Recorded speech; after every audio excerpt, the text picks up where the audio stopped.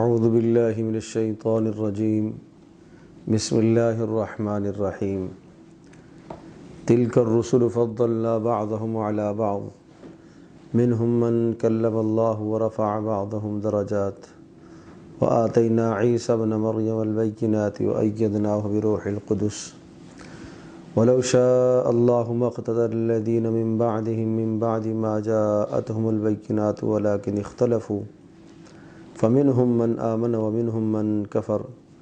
ولو شاء الله ما اقتتلوا ولكن الله يفعل ما يريد۔ تیسرے سپارے کے شروع میں فضیلت رسل، تفضیل رسل، انبیاء علیہ السلام کے درمیان میں فضیلت کو بیان کیا گیا، چونکہ دوسرے سپارے کے آخر میں گزشتہ انبیاء علیہ السلام کا تذکرہ آیا تھا، حضرت موسیٰ علیہ السلام کے بعد کے زمانے کا تذکرہ تھا،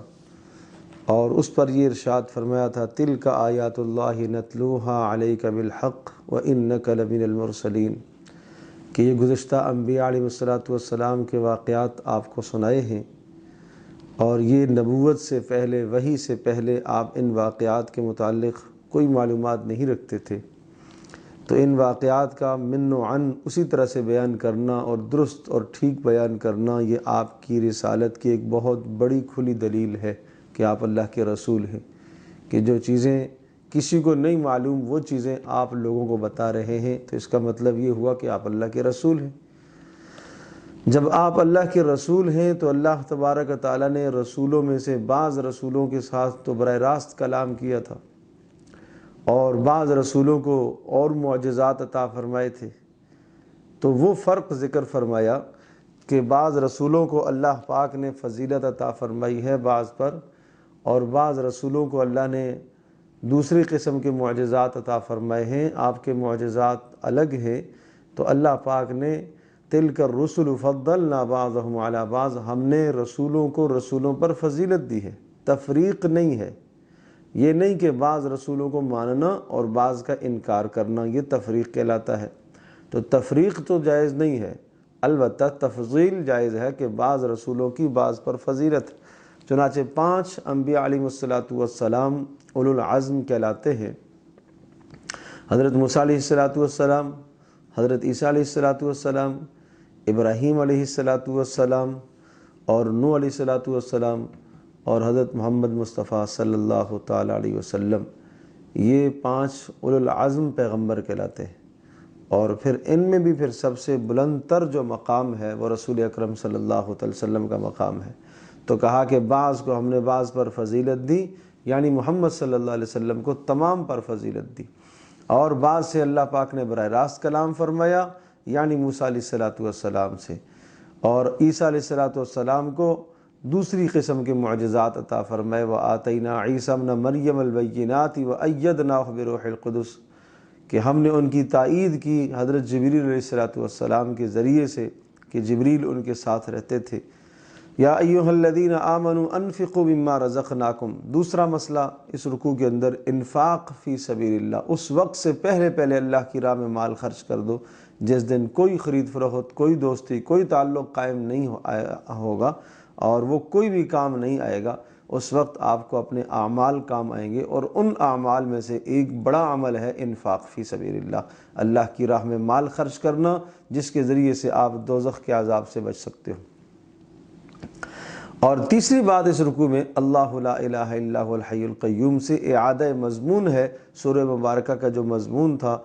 یا ایھا الناس اعبدوا ربکم الذی خلقکم والذین من قبلکم لعلکم تتقون، اس پروردگار کی، اس رب کی بندگی کرو جس نے تمہیں پیدا کیا، تم سے پہلوں کو بھی پیدا کیا ہے۔ اسی مضمون کو دوبارہ دہرایا گیا آیت الکرسی سے، اور آیت الکرسی یہ 10 جملے ہیں، ہر جملہ ایک مستقل جملہ ہے، اور ہر جملے کی تشریح ایک وقت مانگتی ہے، اور یہ 10 جملے 10 دلائل ہیں، گویا کہ اللہ تبارک و تعالیٰ ہی عبادت کے لائق ہے، یہ 10 دلائل ہیں، دعویٰ بھی ہے اور ساتھ ساتھ 10 دلائل ہیں کہ اللہ تبارک و تعالیٰ کیوں عبادت کے لائق ہے، اس لیے کہ الحی، وہ زندہ ہے،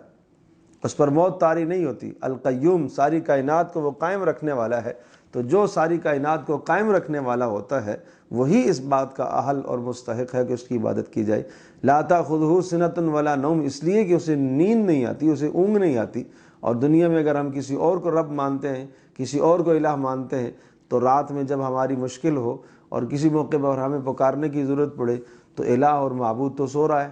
تو اس لیے اللہ پاک وہ نیند تو بہت بات کی بات ہے، اسے اونگ بھی نہیں آتی جو نیند کا ابتدائی مرحلہ ہوتا ہے۔ لہو ما فی السماوات و ما فی الارض، وہ کیوں عبادت کے مستحق ہے؟ اس لیے کہ آسمان زمین میں جو کچھ ہے وہ سارا اسی ہی کا ہے۔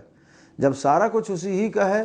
زمین آسمان اسی نے بنایا، مالک بھی وہی ہے، خالق بھی وہی ہے، مدبر بھی وہی ہے، تو لہذا بندگی بھی اسی کی جائے۔ من ذا الذی یشفع عندہ الا باذنہ، اور وہ عبادت کا مستحق اس لیے ہے کہ اس کے یہاں کوئی بھی سفارش اس کے حکم کے بغیر نہیں کر سکتا۔ یعلم ما بین ایدیہم وما خلفہم، اور وہی عبادت کا مستحق اس لیے ہے کہ وہ گزشتہ حالات سے بھی آگاہ ہے، آئندہ آنے والے حالات کو بھی جانتا ہے، اور الہ اور معبود ایسا ہی ہونا چاہیے۔ ولا یحیطون بشیء من علمہ الا بما شاء، اور وہی عبادت کا مستحق اس لیے ہے کہ اس کے علم کا کوئی احاطہ نہیں کر سکتا، یعنی معبود وہ ہوتا ہے کہ جس کا علم اتنا ہو کہ کوئی اس کے علم کا احاطہ نہ کر سکے۔ وسع کرسیہ السماوات والارض، اور وہی بندگی کے مستحق اور عبادت کے مستحق اس لیے ہے کہ آسمانوں اور زمینوں پر وسیع ہے اس کی کرسی، اتنی بڑی سلطنت کا جو مالک ہے وہی معبود ہونا چاہیے۔ ولا یؤودہ حفظہما، اور وہی عبادت کا مستحق ہے اس لیے کہ آسمانوں اور زمینوں کی حفاظت اسے کسی بھی قسم کی تھکان نہیں،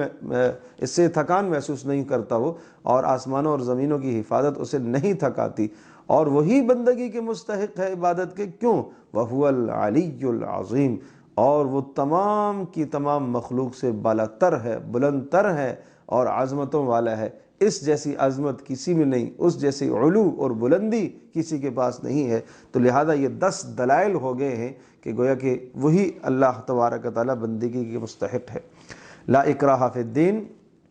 چوتھی چیز ہے کہ دین کے اندر جبر نہیں ہے۔ یہ بات ذرا سمجھنے کی ہے، دین میں جبر نہ ہونے کا مطلب یہ ہوا کہ کسی بھی غیر مسلم کو دین میں داخل کرنے کے لیے آپ جبر نہیں کریں گے۔ ہاں، ایک آدمی اسلام میں داخل ہوا، احکام کی پابندی نہیں کرتا، تو شریعت میں اس کے لیے تعزیرات ہیں، اس کے لیے عقوبات ہیں، اور اگر کسی گناہ کا ارتکاب کرتا ہے تو اسے تعزیر کی جائے گی، اور اگر وہ گناہ اس درجے کا ہے کہ جو حد تک پہنچتا ہے تو اس پر حد جاری کی جائے گی۔ تو یہ احکام ایک علیحدہ بات ہے۔ ہاں، کسی غیر مسلم کو ہم زبردستی اسلام میں داخل نہیں کریں گے، اس کے سامنے اختیار ہے۔ اللہ ولی الذین آمنوا، پانچویں بات یہ اولیاء الرحمن اور اولیاء الشیطان۔ رحمان کے اولیاء کون ہیں؟ اللہ ولی الذین آمنوا، ایمان والے یہ اللہ کے اولیاء ہوتے ہیں۔ پھر اللہ تبارک و تعالیٰ انہیں کیا انعام عطا فرماتا ہے؟ یخرجہم من الظلمات الی النور، اللہ ان کو اندھیروں سے روشنیوں کی طرف لے کے آتا ہے۔ اور جو شیطان کے اولیاء ہیں وہ کون ہیں؟ والذین کفروا، جو کفر کرتے ہیں وہ شیطان کے اولیاء ہوتے ہیں، اور شیطان ان کے ساتھ کیا حربہ استعمال کرتا ہے؟ یخرجونہم من النور الی الظلمات، اور یہ کیا کرتے ہیں جی؟ یخرجونہم من النور الی الظلمات، یہ ہدایت سے گمراہیوں کی طرف لے کر آتے ہیں۔ شیطان اور شیطان کے تمام چیلے وہ سب کے سب مل کر یہ محنت کرتے ہیں کہ گمراہیوں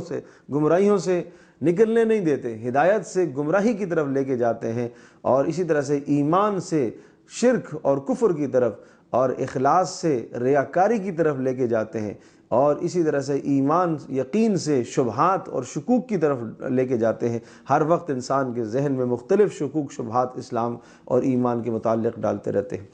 الم تر الی الذی حاج ابراہیم، اس رکوع کے اندر 3 واقعات ہیں، ابراہیم علیہ السلام کے 2 واقعات، اور ایک اور واقعہ ہے او کالذی مر علی قریۃ وہی خاویۃ علی عروشها۔ اکثر مفسرین نے یہ لکھا کہ یہ حضرت حزیر علیہ السلام کا قصہ ہے،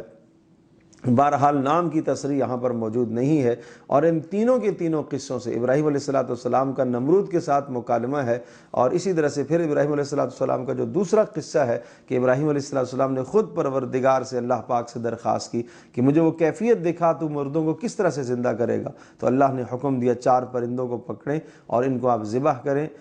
ذبح کرنے سے پہلے ان کو اپنے سے مانوس کریں، اور پھر ذبح کر کے ان کے ٹکڑے ٹکڑے کر کے ان سب کا گوشت آپس میں ملائیں، خلط الٹ ملٹ کر کے اور مختلف جگہوں پر آپ رکھیں اور پھر آپ ان کو نام لے کے پکاریں گے، آپ کے سامنے آئیں گے۔ ابراہیم علیہ السلام نے ایسا کیا اور پھر نام لے کے ہر ایک پرندے کو پکارا تو وہ زندہ ہو کے ابراہیم علیہ السلام کے سامنے آیا۔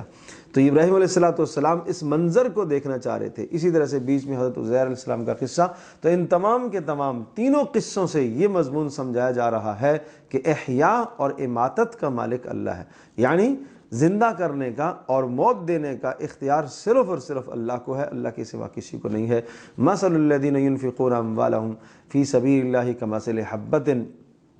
یہاں سے سورہ مبارکہ کے سورۃ البقرہ کے آخر تک، بلکہ آخری رکوع کو چھوڑ دیں اس سے پہلے تک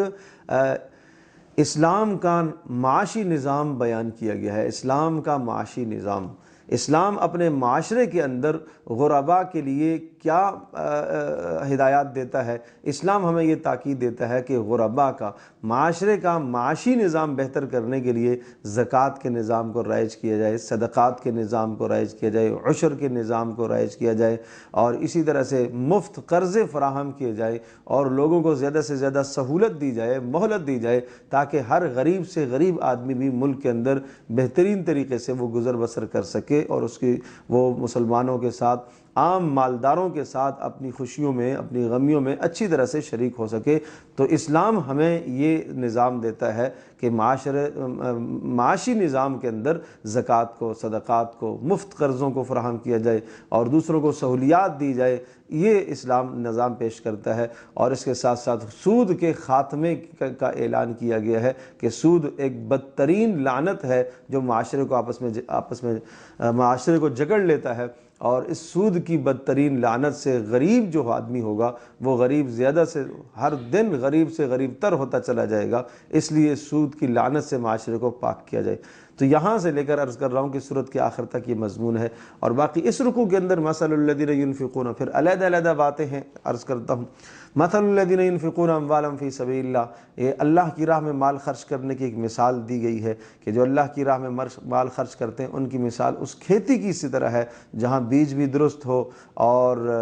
کھیتی بھی قابل کاشت ہو اور بر وقت موسم کا بھی لحاظ رکھا جائے تو بہترین فصل اگتی ہے۔ اسی طرح سے اللہ کی راہ میں مال خرچ کرنے کے لیے مال کا درست ہونا، حلال ہونا ضروری ہے، مصرف کا درست ہونا صحیح ضروری ہے، نیت کا درست ہونا ضروری ہے، ریاکاری نہ ہو، اور اسی طرح سے اگر ایمان نہیں ہے تو ایمان کے بغیر یہ صدقات قبول نہیں ہے۔ اور اسی طرح سے یہ بھی سمجھایا کہ مال جب آپ خرچ کریں تو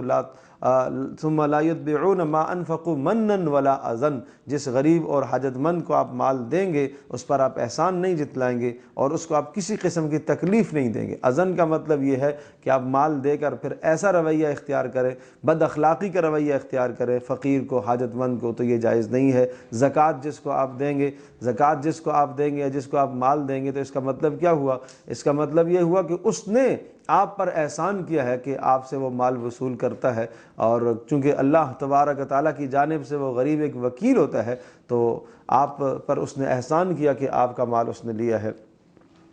اور نفقات باطلہ جو ریاکاری کی وجہ سے، ریاکاری کی خاطر مال کو خرچ کرتے ہیں، ان کی ایک مثال ذکر فرمائی۔ اور اسی طرح سے نفقات مقبولہ کا بیان ہے کہ جو اللہ تبارک و تعالیٰ کی رضا کے لیے مال خرچ کرتے ہیں ان کی ایک بہترین مثال، یا ایھا الذین آمنوا انفقوا من طیبات ما کسبتم۔ اور اس رکوع کے اندر یہ تاکید کی گئی ہے کہ اپنے عمدہ مال میں سے مال اللہ کی راہ میں خرچ کیا کرو، گھٹیا اور ردی مال مت دیا کرو۔ اور اسی طرح سے الشیطان یعدکم الفقر ویأمرکم بالفحشاء، دوسری بات یہ ذکر فرمائی کہ شیطان ہمیشہ تمہیں فقر سے، فاقے سے، کمزوریوں سے تمہیں ڈرائے گا، شیطان کے مکر اور فریب سے تم بچتے رہنا۔ جہاں تم مال خرچ کرو گے شیطان تمہیں ڈرانے کی کوشش کرے گا۔ اور یؤتی الحکمۃ من یشاء، فرمایا حکمت اور دانائی بہت بڑی چیز ہے، جس شخص کو اللہ پاک دانائی اور حکمت دے دیتا ہے اسے بہت بڑی خیر عطا کرتا ہے۔ وما انفقتم من نفقۃ او نذرتم من نذر فإن اللہ یعلم،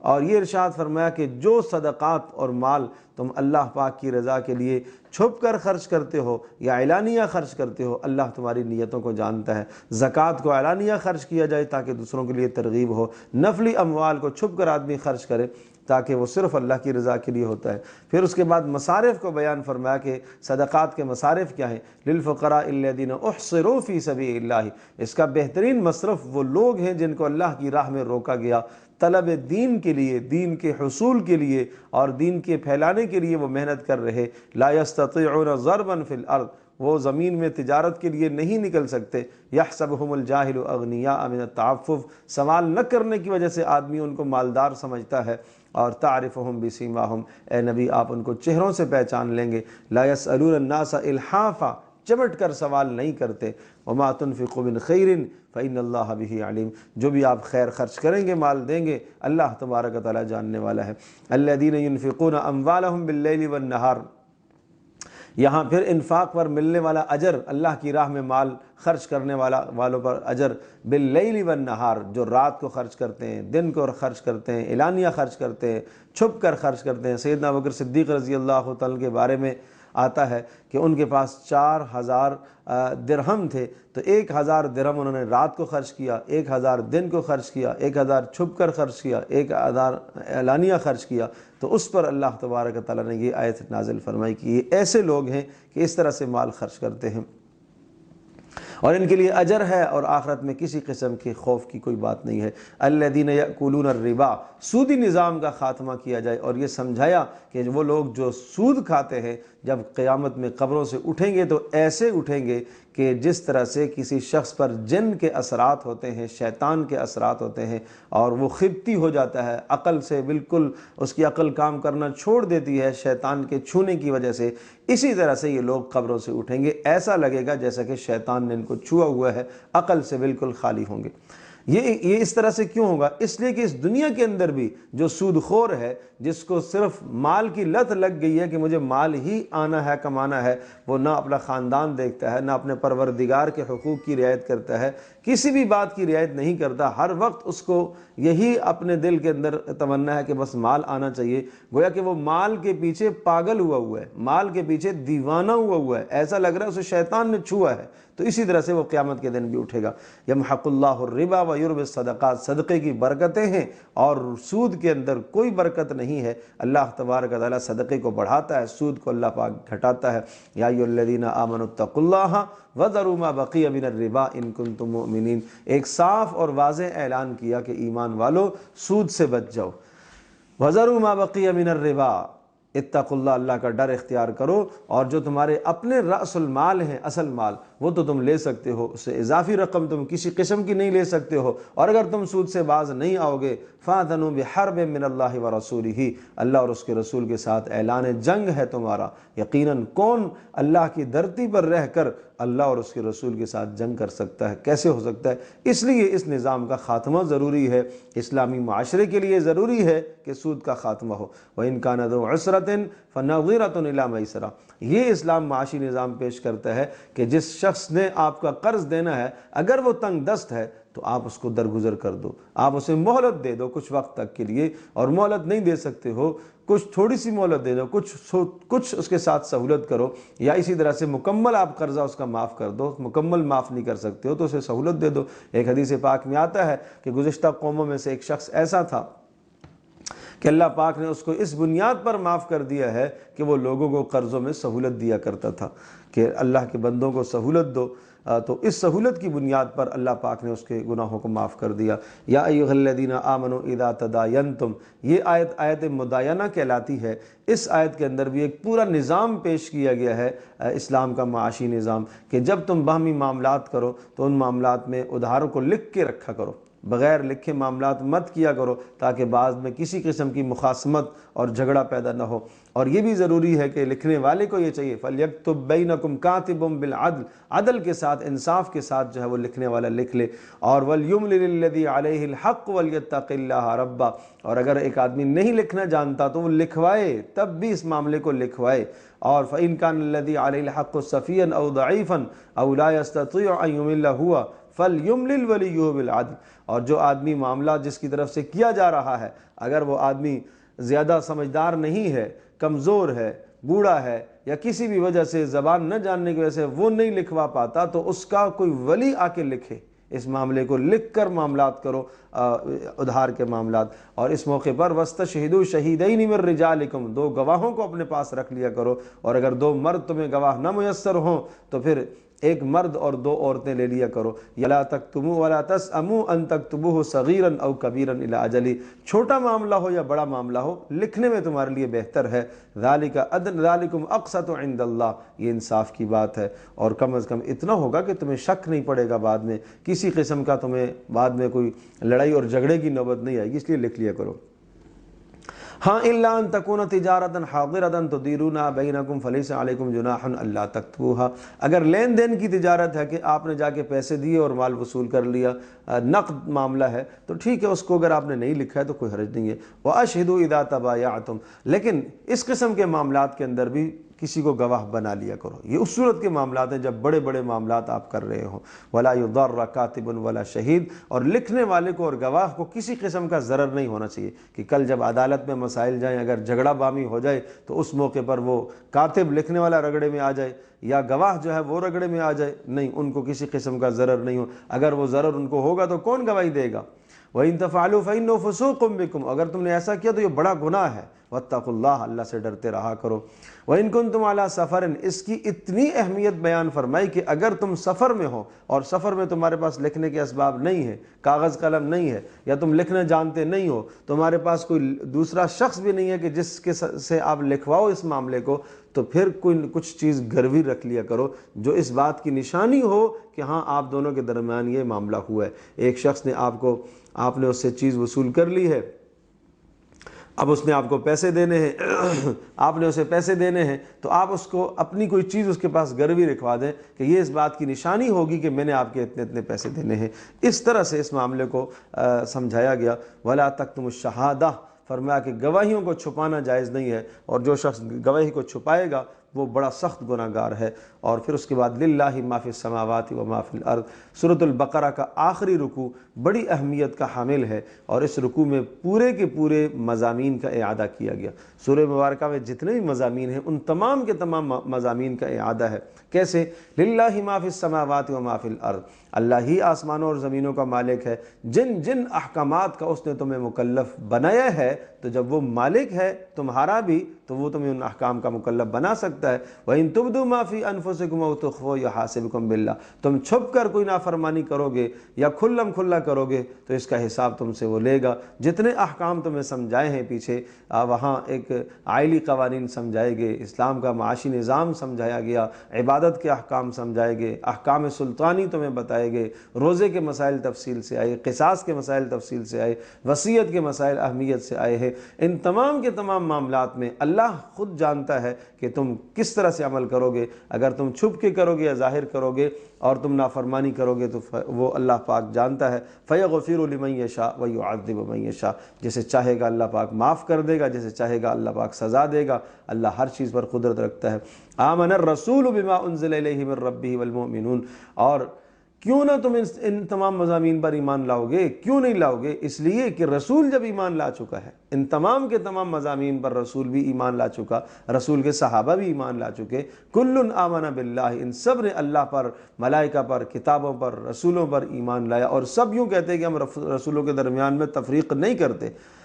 وقالوا سمعنا واطعنا، اور سب یہ کہتے ہیں کہ اے اللہ جو آپ کی طرف کے احکام آئے ہیں ہم نے ان کو سن لیا اور ہم نے ان کی اطاعت کی. اے اللہ اب جو کمی اور کوتاہی ہو گئی ہے اے اللہ ہمارے گناہوں کو معاف فرما. ہاں، لا یکلف اللہ نفسا الا وسعها، ہر نفس کو، ہر انسان کو اس کی وسعت اور طاقت کے مطابق اللہ مکلف کرتا ہے. اور لہا ما کسبت وعلیہا ما اکتسبت، جو انسان نے محنت کی اس کا اجر ملے گا، اور جو گناہ اس نے کمائے اس کی سزا بھگتے گا. ربنا لا تؤاخذنا ان نسینا، یہ دعائیں ہمیشہ کرنی چاہیے. اور حدیث پاک میں آتا ہے کہ جو آدمی یہ دعائیں کرتا ہے اللہ کی طرف سے یہ بات آتی ہے میں نے تیری دعا کو قبول کر لیا. اے اللہ ہمارے لا تؤاخذنا ان نسینا اخطانا، اے اللہ اگر خطاً یا نسیاناً مجھ سے کوئی جرم ہو گیا اے اللہ میرا مؤاخذہ نہ کرنا. اے اللہ میرے اوپر ایسا بوجھ نہ ڈالنا جو میں نہ برداشت کر سکوں، ایسے مصائب، ایسی پریشانیاں، ایسے احکام شاقہ نہ آئیں ہمارے اوپر. اے اللہ تو ہمارے گناہوں کو معاف کر دے، چھوٹے بھی بڑے بھی، اور تو ہمارے اوپر رحم فرما. بے شک تو رحم کرنے والا ہے اور تو ہماری مدد فرما کافروں کے مقابلے میں. سورۃ البقرہ کے بعد سورہ آل عمران ہے. سورۃ البقرہ میں زیادہ تر روئے سخن جو ہے وہ یہود کی طرف تھا، بار بار یہود کو خطاب کیا جا رہا تھا، اور یہود کی کمزوریوں کو ذکر کر کے یہ سمجھایا کہ یہ اللہ پاک کی اس دھرتی پر خلافت کے اہل یہ نہیں ہیں۔ اب سورہ آل عمران کے اندر روح سخن جو ہے وہ نصارہ ہیں، اور یہ سمجھایا کہ نصارہ کی بھی کچھ کمزوریاں ہیں اور غلطیاں ہیں، اور ان کمزوریوں کی بنیاد پر یہ بھی روئے زمین پر خلافت کا استحقاق نہیں رکھتے، اور ملت ابراہیمی پر یہ بھی قائم نہیں رہے۔ چنانچہ شروع میں دعویٰ ہے سورت کا، اللہ لا الہ الا هو الحی القیوم، یہی سورت کا دعویٰ ہے۔ اللہ تبارک و تعالیٰ وہ ذات ہے کہ اس کے سوا کوئی بندگی کے لائق نہیں ہے، اور وہ حی، وہ زندہ ہے، ساری کائنات کو قائم رکھنے والا ہے۔ اور ایک نصارہ کے شبہے کا ازالہ کیا گیا ہے۔ نصارہ کا شبہہ تھا، رسول پاک صلی اللہ علیہ وسلم کی خدمت میں حاضر ہوئے کہ آپ عیسیٰ علیہ السلام کے بارے میں کیا کہتے ہیں۔ رسول پاک صلی اللہ علیہ وسلم نے عیسیٰ علیہ السلام کے متعلقہ جتنی بھی آیات تھیں وہ بتائیں، اور عیسیٰ علیہ السلام کو اللہ کا کلمہ قرآن میں کہا گیا، روح اللہ کہا گیا، اللہ کی روح کہا گیا،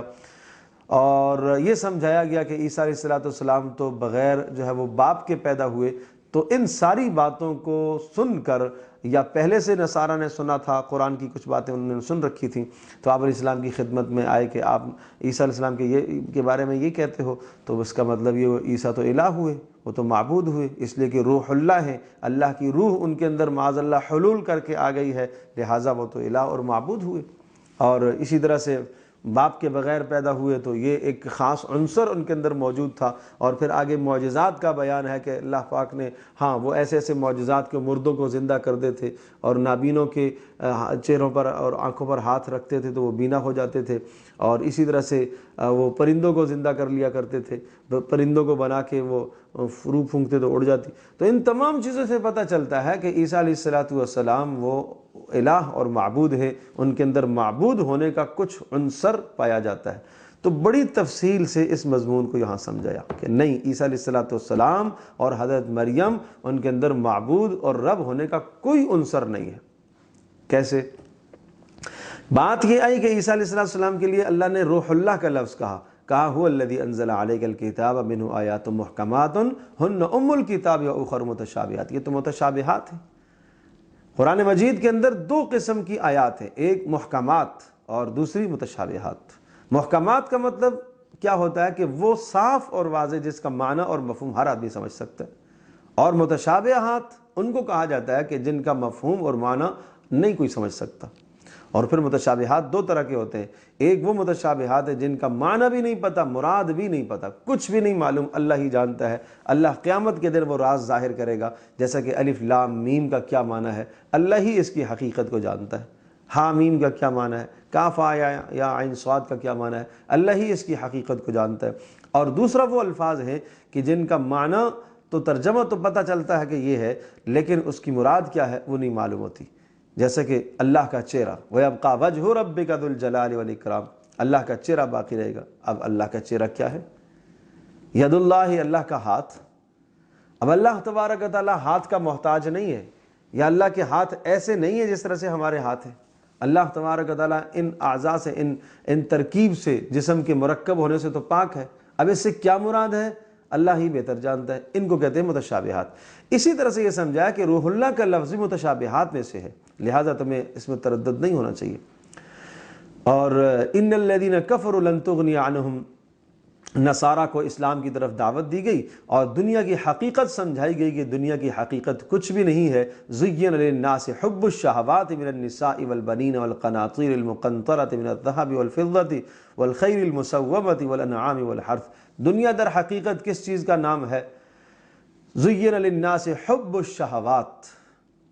خواہشات پرستی کا نام ہے دنیا۔ خواہشات کی محبت حد درجے کی دل کے اندر پیدا ہو جاتی ہے، اور وہ کیا کس چیز کی محبت آتی ہے؟ عورتوں کی محبت، اولادوں کی محبت، مال کی محبت، اور سواریوں کی محبت، کھیتیوں کی محبت۔ تو در حقیقت یہ تین چیزیں ہیں، عورت، اولاد، مال۔ اور مال کے اندر سونا چاندی بھی آ گیا، آپ کے گھوڑے بھی آ گئے، اور جانور بھی آ گئے، والحرث، کھیتیاں بھی آ گئی۔ سب کے بارے میں کہا جن کے پیچھے تم، عورت کے پیچھے اپنا ایمان بیچو گے، اولاد کے پیچھے اپنا ایمان ضائع کرو گے، مال کے پیچھے اپنا ایمان ضائع کرو گے، ذالک متاع الحیات الدنیا، یہ تو دنیا کا سامان ہے۔ واللہ عندہ حسن المآب، اس سے زیادہ بہتر تمہیں بتاؤں کیا ہے؟ تمہاری اولادوں سے، تمہاری بیویوں سے، تمہارے مالوں سے زیادہ بہتر کیا چیز ہے؟ او نبئکم بخیر من ذالکم، اس سے زیادہ بہتر للذین اتقوا، ایمان والوں کے لیے، تقوی داروں کے لیے ان کے پروردگار کے پاس جنتیں ہیں۔ یہ دنیا کے باغات، یہ دنیا کی کھیتیاں کیا ہیں؟ آخرت کی جنتیں ہیں، اور جن کے نیچے سے نہریں بہہ رہی ہیں، اور وَأَزْوَاجٌ مُطَهَّرَةٌ وَرِضْوَانٌ مِّنَ اللَّهِ، اور وہاں پاکیزہ، ہر قسم کی گندگی سے، ہر قسم کی نافرمانی سے، اور ہر قسم کی حسد اور کینے اور بغض سے پاکیزہ عورتیں اللہ پاک تمہیں عطا کرے گا، حوریں، وَرِضْوَانٌ مِّنَ اللَّهِ، اور اللہ کی رضا، یہ سب سے بڑی چیز ہے۔ ان الدین عند اللہ الاسلام، اللہ تبارک تعالیٰ نے تمہارے لیے اسلام کا انتخاب کیا ہے، دین اسلام، اب قیامت تک یہی دین اسلام چلے گا۔ ان الذین یکفرون بآیات اللہ، 11 نمبر رکوع کے اندر فرمایا قتل انبیاء اور قتل اولیاء بہت بدترین جرم ہے۔ جو لوگ انبیاء کو قتل کرتے ہیں اس دنیا میں، یا انبیاء کے جانشین کو قتل کرتے ہیں، ان کے لیے دردناک عذاب کی اطلاع ہے، ان کے سارے اعمال دنیا میں تباہ ہو جاتے ہیں۔ اور اسی طرح سے نصارہ کا اعراض بتایا گیا کہ یہ بھی قرآن سے اعراض کرتے ہیں۔ نصیبا من الکتاب الم تر الی الذین اوتوا نصیبا من الکتاب یدعون الی کتاب اللہ، ان کو کتاب اللہ کی طرف، قرآن کی طرف بلایا جاتا ہے، اعراض کرتے ہیں۔ کیوں اعراض کرتے ہیں؟ یہ یوں کہتے ہیں کہ ہمیں تو جہنم کی آگ نہیں چھوئے گی، اس لیے کہ ہم تو انبیاء کی اولادیں ہیں۔ قل اللہم مالک الملک تؤتی الملک من تشاء، پھر مضمون کا یہاں اعادہ کیا کہ اللہ ہی ہے کائنات کا بادشاہ اور مالک وہی ہے، لہٰذا تمہیں اس دنیا کے اندر اللہ تبارک تعالیٰ کی محبت میں ایسا نہ ہو، اللہ کی محبت تمہارے دلوں میں ایسی ہو کہ وہ سب سے غالب ہو۔ لا يتخذ المؤمنون الکافرین اولیاء من دون المؤمنین، یہ ایمان والوں کے لیے یہ جائز نہیں ہے کہ وہ ایمان والوں کو چھوڑ کر کافروں کے ساتھ دوستیاں لگائیں، اور جس نے ایسا کیا تو اللہ کی طرف سے اس کو کوئی اجر ملنے والا نہیں ہے۔ ہاں استثناء کیا کہ اگر تمہیں کسی جگہ پر کافر کے شر سے تمہیں ڈر لگتا ہو کہ تمہیں نقصان پہنچائے گا، تو ایک ظاہری اس کے ساتھ تعلق قائم کر سکتے ہو، دلی دوستی کافر کے ساتھ تمہیں اجازت نہیں ہے۔ قل ان کنتم تحبون اللہ، محبت کی آڑ میں 12ویں رکوع میں یہ سمجھایا کہ محبت کی آڑ میں شرک نہ کر بیٹھنا، رسول پاک صلی اللہ تعالی علیہ وسلم سے محبت کرو، اور انبیاء علیہ السلام سے محبت تو ہونی چاہیے، لیکن انبیاء کو الہ کا درجہ مت دیجیے گا، اور کہا پیغمبر صلی اللہ تعالی علیہ وسلم کی اتباع میں ہی اللہ کا محبوب بننا ہے۔ جو آدمی ان کنتم تحبون اللہ، اللہ کی محبت چاہتے ہو، تم اللہ کا محبوب بننا چاہتے ہو، یا تم اللہ کا محبوب بننا چاہتے ہو، یا تم اللہ سے محبت کرنا چاہتے ہو، تو دونوں چیزوں کے لیے ضروری ہے کہ رسول اکرم صلی اللہ علیہ وسلم کی اتباع کی جائے۔ اب بات وہ آئی کہ عیسیٰ علیہ السلام اور حضرت مریم سے الوہیت کی نفی بڑی تفصیل سے یہاں مضمون ذکر ہوا، کہ نصارہ نے کہا تھا کہ ان کے اندر الوہیت کا عنصر پایا جاتا ہے، اس لیے کہ یہ معجزات انہوں نے کیے ہیں اور وہ روح اللہ ہیں اور اسی طرح سے کلمت اللہ ہیں۔ تو یہاں سمجھایا کہ نہ عیسیٰ علیہ السلام کے اندر الہ اور معبود ہونے کا عنصر ہے، اور نہ ان کی ماں مریم کے اندر۔ کیوں؟ حضرت ماں مریم کی تاریخ یہاں پر ذکر فرمائی کہ ان کی تو پیدائش ہوئی ہے، اور جس کی پیدائش ہوتی ہے وہ تو حادث ہوتا ہے، اور حادث رب نہیں ہو سکتا، اس لیے حضرت مریم کی پیدائش کا تذکرہ کیا کہ وہ خود رزق کی محتاج ہیں، روزی کی وہ محتاج ہیں، اور اللہ پاک نے ان کو رزق عطا فرمایا ہے، تو یہ کیسے الہ اور معبود ہو سکتی ہیں؟ اور پھر اللہ تبارک تعالیٰ نے عیسیٰ علیہ السلام کو ان کے بطن سے پیدا فرمایا، اپنی قدرت کے مطابق اللہ نے پیدا فرمایا، اور وہ عیسیٰ علیہ السلام بھی محتاج ہے کھانے کے، دنیا کی حوائج اور ضروریات ان کے ساتھ بھی لگی ہوئی ہیں۔ ہاں رہی یہ بات کہ جناب یہ معجزات، یہ چیزیں انہوں نے دکھائی ہیں، تو فرمایا کہ یہ سب کا سب ہوا بِإِذْنِ اللہ، اللہ کے حکم سے۔ جو بھی معجزہ انہوں نے ذکر کیا، دکھایا، ہر معجزے کے ساتھ بِإِذْنِ اللہ کہتے ہیں، یہ اللہ کے حکم سے ہے۔ میں مردوں کو زندہ کرتا ہوں اللہ کے حکم سے، اور میں نابینا کو بینا کرتا ہوں اللہ کے حکم سے، اور اسی طرح سے میں پرندوں کے اندر جو ہے وہ جان ڈالتا ہوں، یہ سب کچھ اللہ کے حکم سے ہے۔ جان بھی اس طرح سے ڈالتے تھے کہ وہ مٹی کے پرندوں کو بناتے اور اس میں جان ڈالتے، وہ اڑ جاتا، اور آگے جا کے پھر وہ جب مجمع سے اوجل ہو جاتا تو گر جاتا تھا، وہ ہمیشہ کے لیے زندہ بھی نہیں رہتا تھا۔ اور مردوں کو زندہ کرنا بھی یہ ہے کہ اس سے 2-4 سوال پوچھ لیا کرتے تھے کہ ہاں قبر جو ہے، جو لوگ انکار کرتے تھے تو ان کے سامنے، چونکہ اس زمانے میں طب بڑے عروج پر تھی، تو اللہ پاک نے اسی مناسبت سے حضرت عیسیٰ علیہ السلام کو معجزات عطا فرمائے۔ تو یہ تو ہر نبی کے معجزات ہیں، ان معجزات کو تم دیکھ کر یہ کہو کہ وہ الہ اور معبود ہے، ایسا نہیں ہے۔ اذ قال اللہ یا عیسیٰ انی متوفیک ورافعک الی، عیسیٰ علیہ السلام کے آسمانوں پر اٹھائے جانے کا تذکرہ ہے، اور بلکہ اس سے پہلی آیات کے اندر عیسیٰ علیہ السلام کے نزول کی طرف بھی اشارہ ہوتا ہے۔ وَيُعَلِّمُهُ الْكِتَابَ وَالْحِكْمَةَ وَالتَّوْرَاةَ وَالْإِنْجِيلَ، فرمایا ہم نے عیسیٰ علیہ السلام کو کتاب کا علم دیا، حکمت کا علم دیا، تورات کا علم دیا، انجیل کا علم دیا۔ تو ظاہر سی بات ہے کہ کتاب سے مراد قرآن مجید ہے، حکمت سے سنت نبویہ صلی اللہ علیہ وسلم مراد ہے، اور تورات اور انجیل تو مستقل کتابیں ہیں۔ تو اس سے اشارہ ہے کہ عیسیٰ علیہ السلام دوبارہ جب تشریف لائیں گے تو یعلمہ الکتاب، قرآن مجید اور رسول پاک صلی اللہ علیہ وسلم کی سنتوں ہی کی ترویج کریں گے، اس لیے اللہ پاک نے ان کو ان کا بھی علم عطا فرمایا۔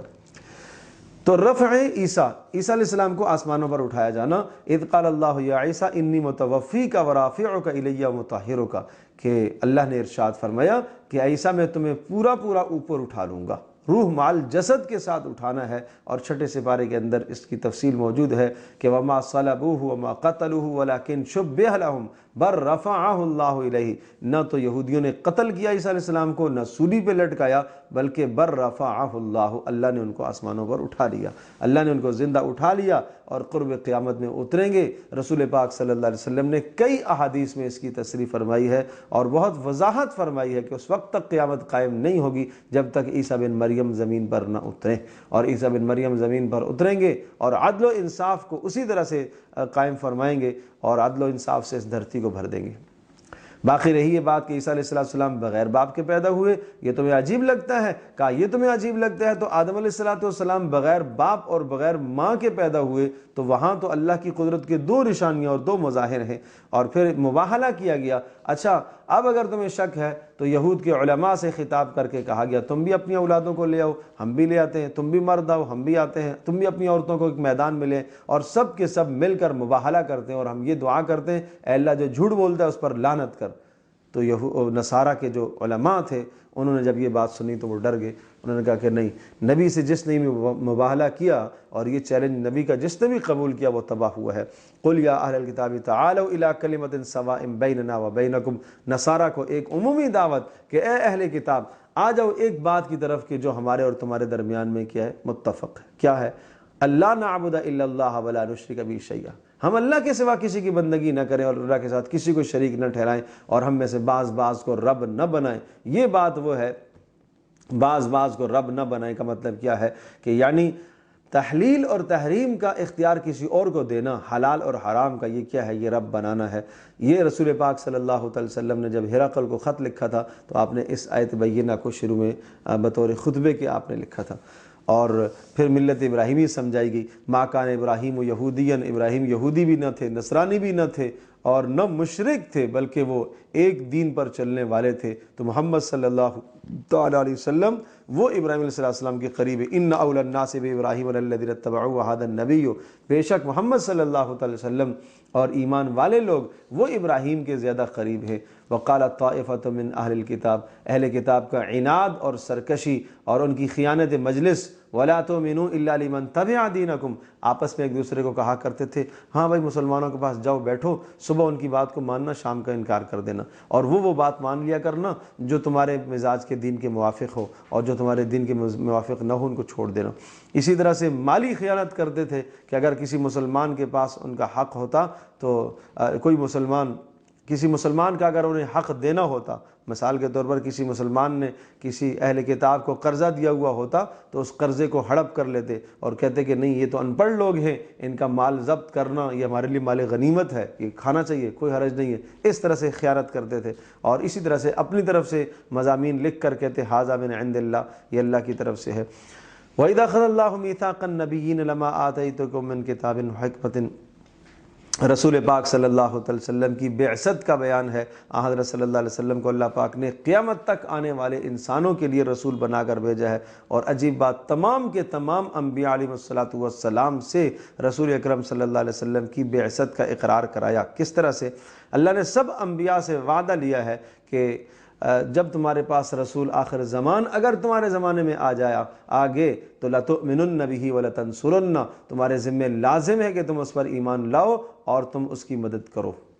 اور تمام انبیاء نے اپنی قوموں کو رسول اکرم صلی اللہ علیہ وسلم کے بارے میں مطلع فرمایا کہ اگر تم نے نبی آخر زمان کو پایا تو اس پر ایمان بھی لانا ہے اور اس کی مدد بھی کرنی ہے۔ سب انبیاء سے یہ اقرار لیا، اور اللہ پاک نے پوچھا کیا تم اس کا اقرار کرتے ہو؟ قالوا اقررنا، سب نے کہا اے اللہ ہم اقرار کرتے ہیں۔ فمن تولا، اس سب کے بعد جب رسول بھی سارے کے سارے انبیاء سارے کے سارے رسول محمد صلی اللہ علیہ وسلم کو مان چکے، اب بھی اگر کوئی شخص انکار کرتا ہے محمد صلی اللہ علیہ وسلم کی رسالت کا تو وہ دین سے نکلنے والا ہے۔ افغیر دین اللہ یبغون، اللہ کے دین کے علاوہ کیا چاہتے ہیں؟ اللہ کے قانون کے علاوہ یہ کیا کائنات میں چاہتے ہیں؟ آسمان و زمین میں ساری مخلوق اللہ کے تابع ہے، تو تم اللہ کے تابع نہیں بننا چاہتے ہو؟ پھر آخر میں اسی مضمون کو اعادہ کیا گیا، قل آمنا باللہ وما انزل علینا، جو کچھ ہمارے اوپر اتارا گیا ہے اور ہم سے پہلوں پر اتارا گیا ہے، ابراہیم علیہ السلام، اسماعیل علیہ السلام، اسحاق، یعقوب اور ان کے اولادوں، اور موسیٰ علیہ السلام، عیسیٰ علیہ السلام، اور تمام کے تمام انبیاء کو جو مضامین دیے گئے ان تمام کے تمام مضامین کو ہم مانتے ہیں۔ یہ اسلام کی وسعت نظری ہے کہ تمام انبیاء علیہ السلام کی سیرت کا قائل ہے۔ اور اب وَمَن يَبْتَغِ غَيْرَ الْإِسْلَامِ دِينًا فَلَن يُقْبَلَ مِنْهُ، اگر اسلام کے علاوہ کسی نے کسی اور راستے کو اختیار کیا ہرگز وہ قبول نہیں کیا جائے گا، ہرگز قبول نہیں کیا جائے گا، اس لیے کہ یہ قرآن مجید اور رسول پاک صلی اللہ علیہ وسلم، رسول پاک صلی اللہ علیہ وسلم آخری رسول، قرآن مجید آخری کتاب، اس کتاب نے گزشتہ تمام کے تمام ادیان کو ناسخ کر دیا، منسوخ کر دیا۔ اب یہ ناسخ وہ گویا کہ منسوخ ہو گئے، تو لہٰذا اب رسول پاک صلی اللہ علیہ وسلم کا دین، دین اسلام ہی قیامت تک رائج ہوگا، اور جو کسی اور طریقے سے اللہ کا نام لینا چاہے لے، لیکن اللہ کے ہاں معتبر نہیں ہے۔ صرف نام لینا کافی نہیں ہے۔ آج بہت سارے لوگ کہتے ہیں جی وہ تو اللہ کا نام لیتے ہیں، یہودی بھی تو اللہ کا نام لیتے ہیں، نصرانی بھی تو اللہ کا نام، اللہ نیتوں کو جانتا ہے۔ بھائی اللہ کا نام لینا، لیکن محمد صلی اللہ علیہ وسلم کے طریقے کے مطابق لینا، اس وقت تک وہ صاحب ایمان نہیں ہو سکتے جب تک رسول پاک صلی اللہ علیہ وسلم کی رسالت کا اقرار نہ کر لیں۔ اللہ تبارک تعالی ہم سب کے لیے سمجھنا عمل کرنا آسان۔